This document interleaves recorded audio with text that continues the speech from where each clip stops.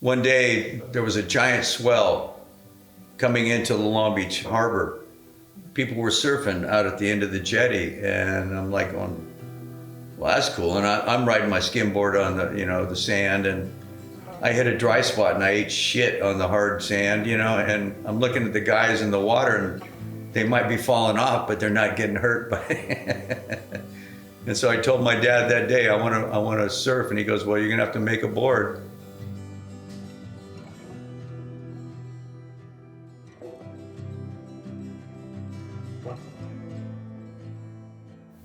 I used to hang out at the Sonny Waterman shop in Huntington Beach. I went over to see him one day, and he goes, you know how to make surfboards? And I go, yeah.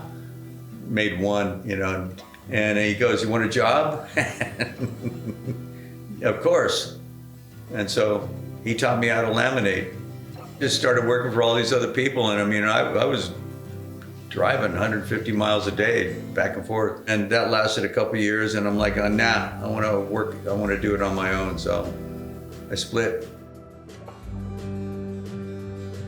I was getting a haircut in Hollywood, and I opened the door, and leaving was Mickey Dora, and I'm like, I didn't know what to say, and he's going, hey, nice meeting you, kid. I don't have time to talk right now. I'm late for a meeting of the Waterman's Guild. I'm like, And so I asked Rudy, the guy who was cutting my hair, I go, what's the Waterman's Guild? He goes, it's nothing. He's just going to the beach to drink. So anyway, that's where I got the name from. I was working for Bruce Jones, Hobie, Lightning Bolt, Tom Everly, Harbor, Waterman, Gordy, Plastic Fantastic, Petrillo, anybody. Anybody I could get work from. I was up to 100 a week. I was laminating. Guys go, that's impossible. That's not impossible if you can put your mind to it, I was doing 5,000 or 6,000 a year. And my dad always told me he could build anything. And he'd always told me, if you're gonna build something, you build it right. You don't, no Mickey Mouse. I was taught to do the best work I could. I was the new shaper at Infinity Surfboards in Santa Ana. Steve Bainey was teaching me how to shape. And I finished one of my boards, and I brought it in and I put it on Greg's rack. And Greg walked back to my room and he said, get that board off your rack, the one I was working on. And I said, what? He said, get that board off the rack. I'm like, why? And he goes, here, finish this piece of crap, the one you put on my rack. Don't give me your work till it's done, buddy. I don't glass pieces of crap, you understand? And I was like, whoa, the coolest guy in the world just nailed me. And I thought, what a dick. And then I thought, you know what? He's actually right. Like, I can do way better than this. I've seen day in and day out the work he's done for all the brands in the past, whether it's Rusty, Channel Islands, Dave Parmenter, a lot of great brands. Timmy Patterson, he used to glass those 6 channels for Andy Irons, and they were beautiful. Greg's actual laminating work and his ability to make light boards, known for color, but his ability to make light performance boards at a certain period in time was groundbreaking. But his heritage is really meticulousness and performance, and he contributed a lot. He's also probably widely known for the lap cuts he does on colored boards. He does them freehand. He's a maniac. He's an incredibly gifted savant. Growing up as a kid, you don't know anything different, so it was just where my dad worked.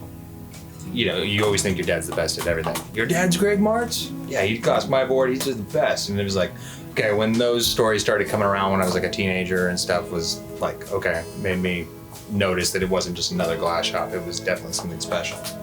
Really didn't know what I wanted to do. I was really into art in high school at the time and really into surfing. My dad's just like, hey, I need an airbrusher. You could learn how to do that and come up here and let's do that. And I was like, done, sign me up. And then just basically been here ever since, and then just the more I was into it, the more in love, you fall with the place. He wasn't laminating at first, he was just doing airbrushing and a few of the other things, but of course cleaning the toilets and everything one time. Some guys, everybody that worked there, your first job for a month is cleaning the toilets, and if I like the way you're doing that, I'll teach you some other stuff. I told him, this is what you got to do, and you got to do it like me, or at least have it look like mine, afterwards. And so he was a good learner.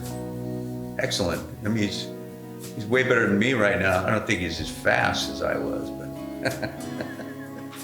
I mean, he just has crazy high expectations and standards, which, I mean, I do as well, but like he just really would hold you to them.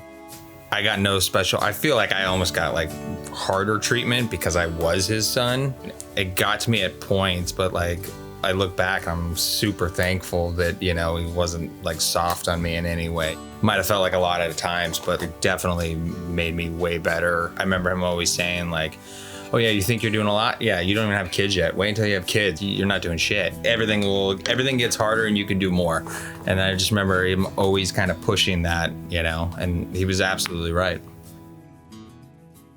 I caught him on the tail end of surfing. He was on the tail end of his surfing as I was getting into it. So there wasn't that like mutual love for it at the same time. Whereas shooting was new to him and it was new to me at the same time. We both found out that we liked it, and it was just a common ground that we could both, be on the same page. There was always that boss, father-son / boss employee dynamic where like shooting was just father-son fun. Going shooting was always a good reset button for us. Get out of work mode. Maybe his son Ryan didn't want to do it ever since he was 10 years old. Maybe he was reluctantly talented. One of the best air sprayers I've ever seen. One of the best glassers I've ever seen. Maybe he glasses as good as his dad, maybe better. I don't know, you'd have to ask each of them. But Greg handed it over seamlessly, let the new guys, Brian and Ryan, do their thing. Didn't meddle too much except when he got grumpy or had an opinion. The business has flourished. It was already flourishing. It went to the whole next level, which is quite impressive. What I'm trying to do is take it to where he always wanted to. So he always had a grand scheme of like, selling his own boards and also just, selling other brands, but just making everything out of here, Unfortunately, he had like the setup years and all the really terrible years of like dealing with people and getting good crews and all that stuff, but he built the reputation and then built the standard of how this place is. And that's basically what we're trying to do now is kind of like finish the next step that he never got to.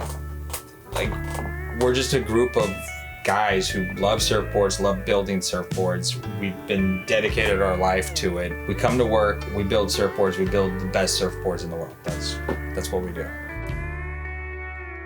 I asked him one day, I go, you want to buy the business? He bought it. He finally did it, and I'm so stoked. All I think, I'm just this bum that wanted to be a surfboard maker. That's all I ever thought, I wasn't worried about the money.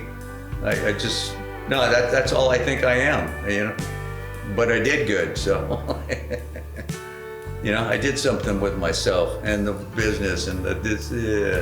I did it for 35 years, and I guess he's been doing it for 5 now, but I'm blown away at what's going on. He's taking it to the whole next level, Yeah. Fucking gets me. I couldn't be prouder. So.